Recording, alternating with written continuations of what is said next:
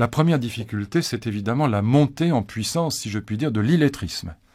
Ma grand-mère, qui était directrice d'école, qui m'a appris à lire et à écrire, aurait été extrêmement surprise si on lui avait dit que le problème numéro 1 de l'école au XXIe siècle, de l'école française, de l'école européenne, car le phénomène touche tous les pays européens, était l'illettrisme. Eh bien, ce phénomène n'a rien de fictif, il est aujourd'hui avéré. On peut le constater, on a pu le constater de manière tout à fait scientifique, notamment à partir de 2 enquêtes très importantes. La première a été conduite par le directeur de l'évaluation et de la prospective du ministère en 1995, puisqu'en 1995, on avait découvert un véritable trésor, en tout cas pour le directeur de l'évaluation et de la prospective.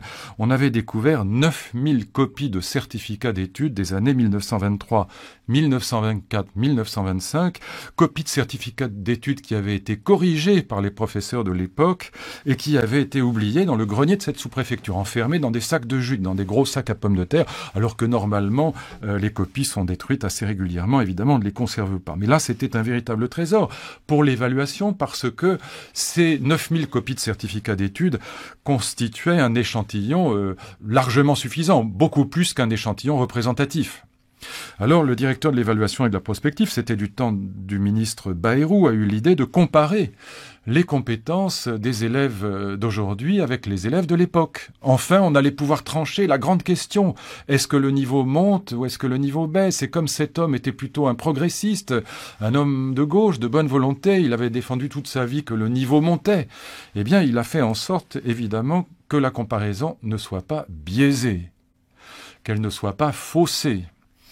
Qu'est-ce qu'il a fait? Eh bien, on sait qu'à l'époque, dans les années 20, par exemple, les instituteurs ne présentaient au certificat d'études, qui était encore un examen important, un diplôme important, on ne présentait que 10 à 12% des élèves, les meilleurs évidemment. Et puis on sait qu'à l'époque, eh bien, pour parler en bon français, on coachait les élèves pendant toute l'année. L'instituteur préparait ses petits élèves pour qu'ils réussissent le certificat d'études. Et donc on a fait la même chose avec des élèves de 5e d'aujourd'hui. On a sélectionné les 10-12% de meilleurs élèves et puis on les a préparés toute l'année. Évidemment aussi, mon directeur de l'évaluation n'était pas stupide, on a supprimé tous les sujets qui n'étaient pas au programme. Donc on n'a conservé que les sujets qui étaient les mêmes à l'époque et aujourd'hui. Par exemple, la dictée, c'est à peu près la même. Et puis, disons les choses simplement, la division ou la soustraction, ça n'a pas changé depuis 1920. Ça reste la même division, la même soustraction. Et donc on a conservé les épreuves pertinentes pour nos enfants d'aujourd'hui. Et puis, c'est allé beaucoup plus loin. On sait que dans les années 20, la France était une France essentiellement rurale, paysanne. Alors on a recomposé un échantillon pour faire la comparaison qui ait les mêmes caractéristiques sociologiques que la France de l'époque, que l'échantillon de l'époque. Donc on est allé très loin pour éliminer tous les biais.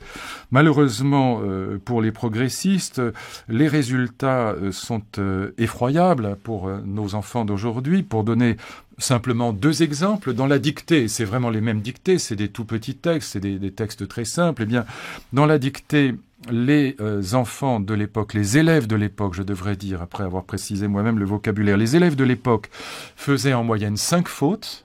Ça rappellera à tous ceux qui ont mon âge le célébrissime 5 fautes 0. Quand on faisait 5 fautes dans la dictée, quand j'étais moi-même élève, eh bien, on avait un 0. C'était, pour parler aux mathématiciens, c'était le sommet de la courbe de Gauss, le mode, la médiane et la moyenne. C'était 5 fautes. Aujourd'hui, pas aujourd'hui, en 95. Aujourd'hui, c'est bien pire.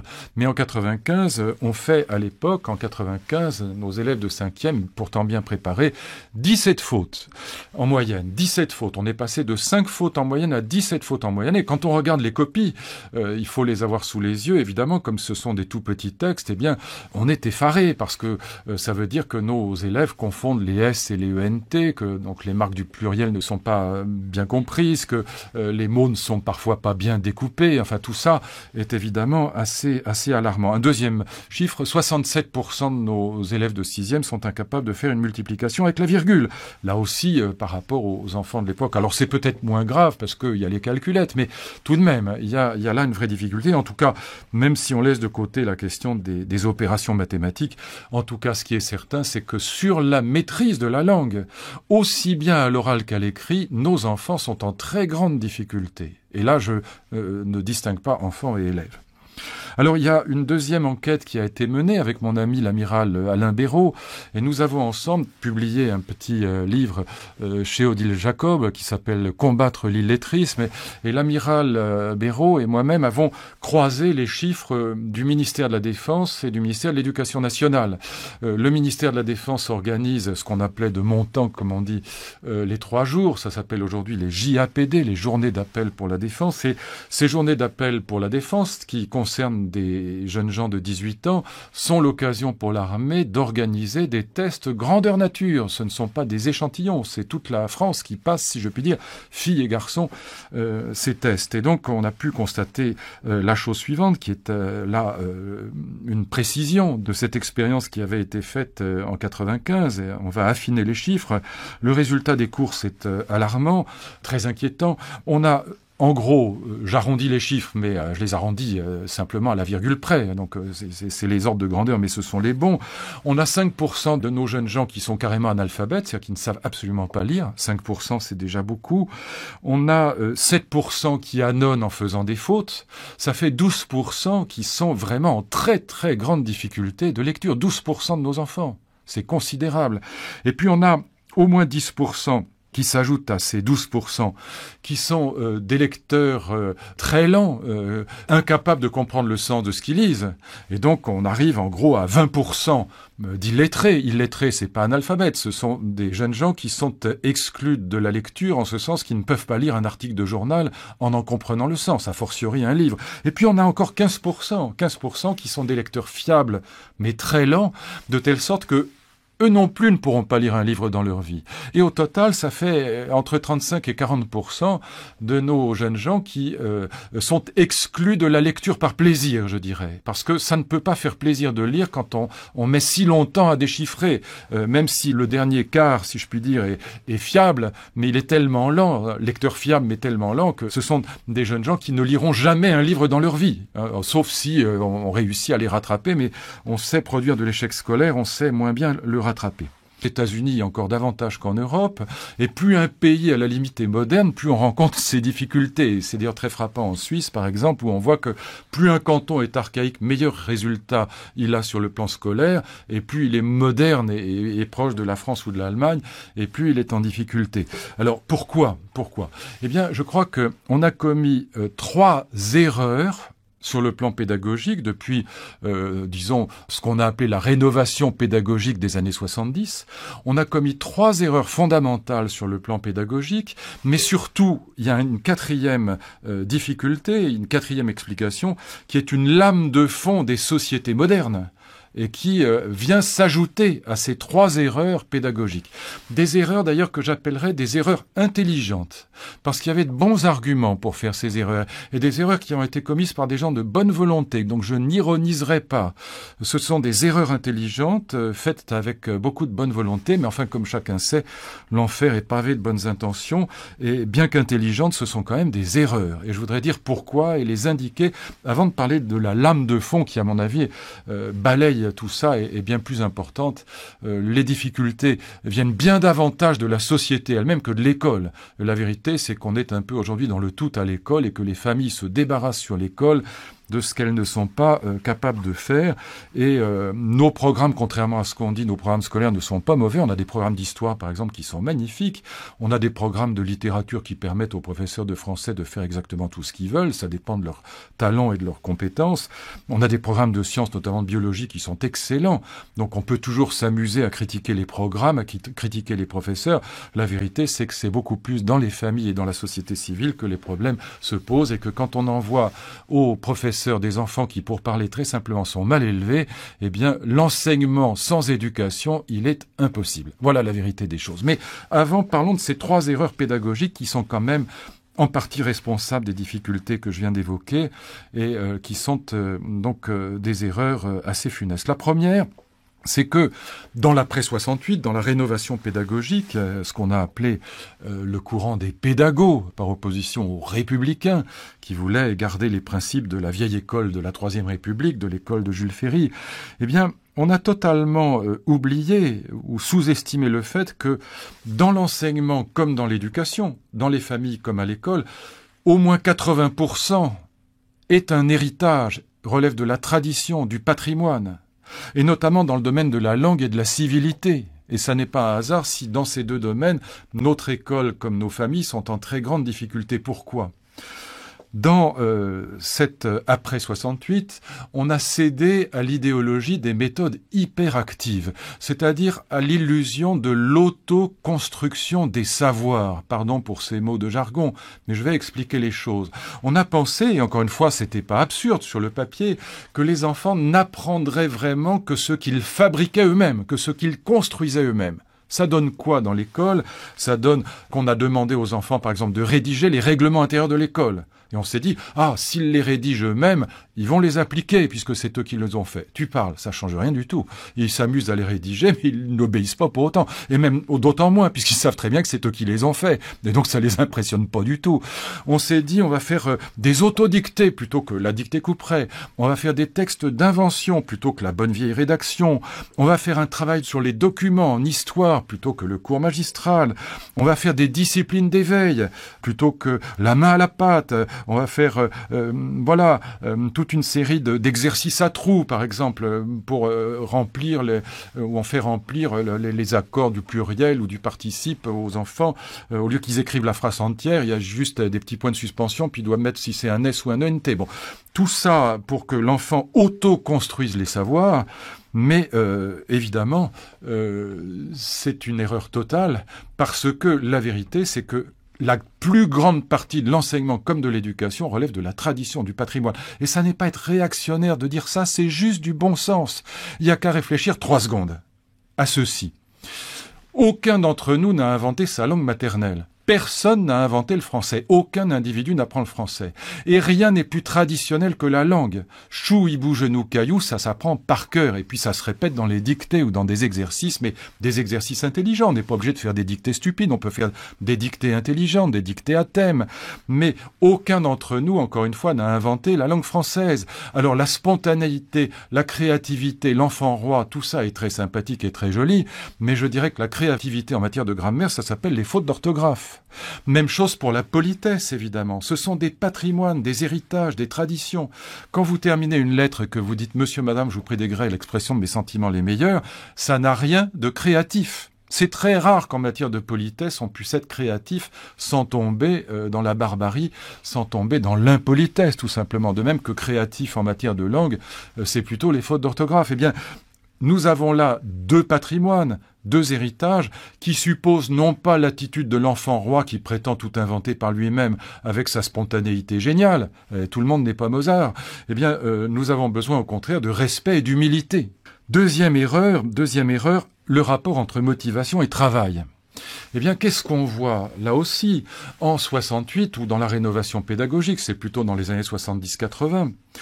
Qu'est-ce qu'on observe ? On observe la montée en puissance d'une idéologie selon laquelle, et là aussi ça semble sur le papier pas idiot, il faudrait d'abord motiver nos enfants et puis ils travailleront après.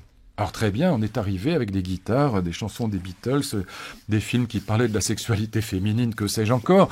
Et donc on a essayé d'accrocher les enfants, c'est ce que j'appelle la pédagogie de l'hameçon. On a essayé de les accrocher en se disant, on va les intéresser.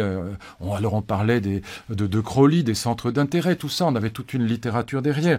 On va les accrocher comme un poisson après l'hameçon, en ayant mis un appât bien rutilant. Et puis une fois qu'on les aura accrochés, ils travailleront. Tu parles. On les accroche, mais ils travaillent pas après.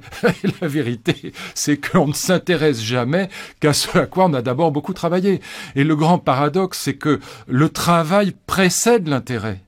La vérité, c'est que tous ceux qui ont vraiment travaillé une discipline dans leur vie, quelle qu'elle soit, les mathématiques, la chimie, la géographie, ce que vous voudrez, la littérature, la philosophie, eh bien, c'est seulement quand on a d'abord énormément travaillé que ça devient intéressant. Et qu'on découvre que même la chimie, même la géographie, ça peut être passionnant. Mais au départ, ça ne l'est pas passionnant. Est-ce que vous croyez que j'ai traduit la critique de la raison pratique de Kant pour m'amuser ? Certainement pas, ça n'a rien d'amusant. Mais quand on a beaucoup travaillé et qu'on comprend vraiment de quoi il s'agit, ça devient absolument génial, formidablement passionnant. Qu'est-ce que c'est qu'un grand professeur ? C'est pas un animateur culturel. Un grand professeur, c'est quelqu'un qui, par son charme, son charisme à proprement parler, la séduction qu'il exerce, l'impression qu'il vous fait entrer dans un monde de la culture des grandes œuvres que vous ne connaissiez pas, que vous ne soupçonniez pas, qui ne vous intéressait pas a priori, mais dans lequel vous rentrez parce que vous avez été charmé, séduit, impressionné par un grand professeur. Et un grand professeur, ça peut être aussi bien une maîtresse de maternelle qu'un grand professeur d'université. Et le ticket d'entrée dans ce monde de la culture des grandes œuvres, il n'y a pas d'autre nom que le travail. Si vous avez un moyen de faire travailler vos enfants sans recourir à un moment d'autorité, je veux bien être pendu sous un fraisier, je suis preneur. Moi, je ne peux pas faire travailler mes filles autrement qu'en disant « stop la Nintendo, stop l'ordinateur, stop la télévision, ne travaille pas avec des écouteurs qui te mettent de la musique à fond dans les oreilles, supprime tout ça et va travailler. Et si je n'ai pas l'autorité pour faire travailler mes propres enfants, ils ne travaillent pas. Or, le travail, c'est le ticket d'entrée dans le monde de la culture scolaire. On n'y entre pas par le jeu, ça n'est pas vrai. L'illusion ludique, elle a fait long feu. Et donc le travail précède l'intérêt et pas l'inverse. Alors évidemment, ça ne veut pas dire qu'il ne faut pas donner une idée à ces élèves ou à ces enfants de l'intérêt qu'ils vont trouver dans la culture scolaire, mais le meilleur moyen de leur donner cette idée, c'est d'être intéressant soi-même. Quand on est professeur, c'est de les charmer, c'est un métier de charmeur. C'est un art, l'éducation, c'est pas une science. Et cette idée de science de l'éducation est évidemment funeste. Et la troisième erreur, c'est évidemment ce qu'on a appelé le jeunisme. Le jeunisme a été une erreur calamiteuse. Depuis 40 ans, depuis 50 ans, on ne cesse de caresser les jeunes dans le sens du poil, si je puis dire. On ne cesse de les flatter avec la démagogie la plus effrayante. On ne cesse d'expliquer que être jeune, c'est formidable, c'est merveilleux. Alors évidemment que la vieillesse n'est pas l'idéal, ça n'est pas ça que je veux dire. Mais ce que je veux dire, et c'est ce que je disais aux jeunes gens que je rencontrais quand j'étais ministre de la Jeunesse, on n'est rien de grand à 10 ans. Ça n'est pas vrai. À 10 ans, on peut être un bout de chou adorable, on peut être un petit garçon, une petite fille absolument charmant et craquant, mais on n'est pas un grand poète à 10 ans. On n'est pas un grand musicien, on n'est pas un grand philosophe, on n'est pas un grand écrivain à 10 ans. On n'est pas non plus un grand scientifique. On n'est même pas un grand joueur de tennis ou un grand footballeur, si on veut prendre ces exemples-là, à 10 ans. On n'est rien de grand à 10 ans. Et il faut dire aux enfants que le monde des adultes, quand il est réussi, évidemment. Le monde des adultes, il est plus passionnant, plus intense et plus intéressant que le monde de l'enfance. Il faut absolument sortir nos enfants de ce que j'appellerais le syndrome de Peter Pan. Peter Pan, c'est le petit garçon qui ne veut pas grandir. Il veut rester dans le monde de l'imaginaire, dans le monde de l'enfance, dans le monde de la fée Clochette et du capitaine Crochet.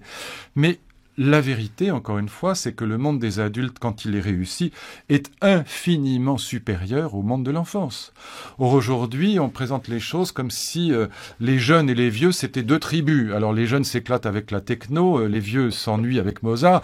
Eh bien, il faut être capable de dire, un tout petit peu de courage, que Mozart, c'est mieux que la techno. Et que rentrer dans le monde des adultes, c'est aussi découvrir des grandes œuvres qui sont infiniment supérieures à cette pseudo-culture jeune que on vend à nos enfants âgés continue, mais qui les abrutit davantage qu'elle ne les élève. Pardon de tenir un discours de vieux mammifère, mais c'est exactement ce que je pense. Et je crois que c'est simplement la vérité, c'est du bon sens, tout simplement. Et quelquefois, le bon sens en matière d'éducation n'est pas une mauvaise chose. Voilà les trois erreurs.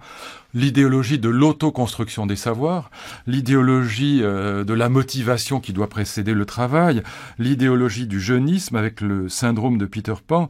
Et voilà trois erreurs pédagogiques fondamentales. Et c'est vrai qu'on ne peut pas voir aujourd'hui une starlette, un chanteur invité dans telle ou telle émission de télévision à faire l'intéressant sans qu'il explique qu'il est resté jeune et que c'est admirable, qu'il a 10 ans, qu'il est encore un gamin. Eh bien, si nous donnons à nos enfants l'idée que devenir adulte, devenir une grande personne, pour parler comme Saint-Exupéry, et même prendre quelques rides et quelques cheveux blancs, c'est une horreur, c'est une catastrophe absolue.